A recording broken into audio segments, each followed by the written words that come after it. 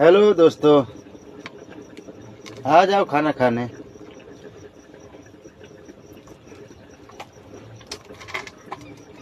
कहते हैं खाना कैसा भी हो, भूख लगा होना चाहिए।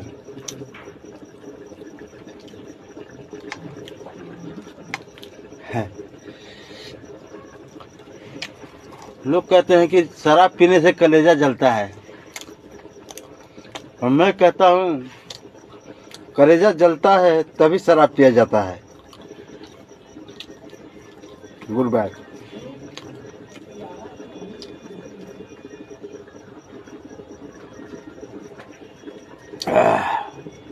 बोले ना भाई। हाँ आओ ना।